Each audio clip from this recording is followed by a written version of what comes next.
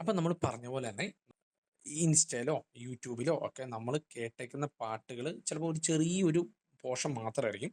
അതിൻ്റെ മുഴുവൻ രൂപം അല്ലെ മുഴുവൻ ലെങ്ത് നമുക്ക് കേൾക്കണമെന്നുണ്ടെങ്കിൽ ഈ ഒരു രീതിയിൽ നമുക്ക് സെർച്ച് ചെയ്ത് നോക്കാം. അതെങ്ങനെയാണെന്നുള്ളതാണ്. മിക്ക ആൾക്കാരും എന്ത് ചെയ്യുക, നോർമലായിട്ടുള്ള ശഷാം പോലെയുള്ള ആപ്ലിക്കേഷൻസ് ആണ് യൂസ് ചെയ്യുന്നവർ.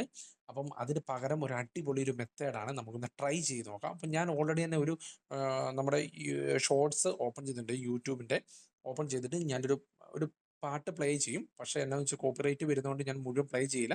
അപ്പം നമുക്ക് എങ്ങനെ ചെയ്യുന്നത് നോക്കാം. എങ്ങനെ ചെയ്യേണ്ടത് നോക്കണമെന്ന് വെച്ചാൽ, ആ താഴത്തെ ഹോം ബട്ടൺ ഉണ്ടല്ലോ, സെൻറ്റർ ബട്ടൺ, ആ സെൻറ്റർ ബട്ടൺ ലോങ് പ്രസ് ചെയ്യുക. ലോങ് പ്രസ് ചെയ്യുമ്പോൾ നമുക്ക് ഇങ്ങനെ ഒരു ഓപ്ഷൻ വരും. ഇങ്ങനെ ഒരു ഓപ്ഷൻ വന്നതിന് ശേഷം നമുക്ക് സാധാരണ സെർച്ച് ഉണ്ട്, അതിൻ്റെ ഇപ്പുറത്ത് തന്നെ നമുക്ക് മ്യൂസിക്കിൻ്റെ ഒരു സെക്ഷൻ ഉണ്ട്. അവിടെ ജസ്റ്റ് ഒന്ന് ക്ലിക്ക് ചെയ്ത് കൊടുത്താൽ ഓട്ടോമാറ്റിക്.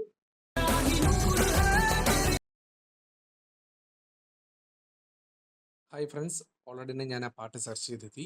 ആ പാട്ടിൻ്റെ സോങ് ബൈ നമ്മുടെ അമീർ ഖാൻ്റെ ധൂം 3 പാട്ടാണ് ഞാൻ സെർച്ച് ചെയ്ത് എനിക്ക് കിട്ടിയിരിക്കുന്നത്.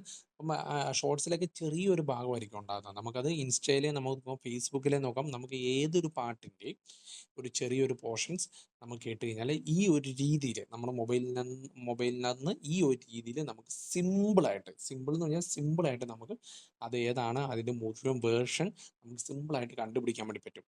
കാരണം കുറേ പേര് ആഗ്രഹം ഉണ്ടാവും, അല്ലെങ്കിൽ പെട്ടെന്ന് നമ്മൾ റീലൊക്കെ കാണുമ്പോൾ നല്ല രസമുള്ളൊരു ട്യൂൺ ഉണ്ടാവും. അപ്പം അത് കേൾക്കണമെന്ന്, മുഴുവൻ സോങ് കേൾക്കണമെന്ന് കുറേ പേർക്ക് ആഗ്രഹം ഉണ്ടാകും.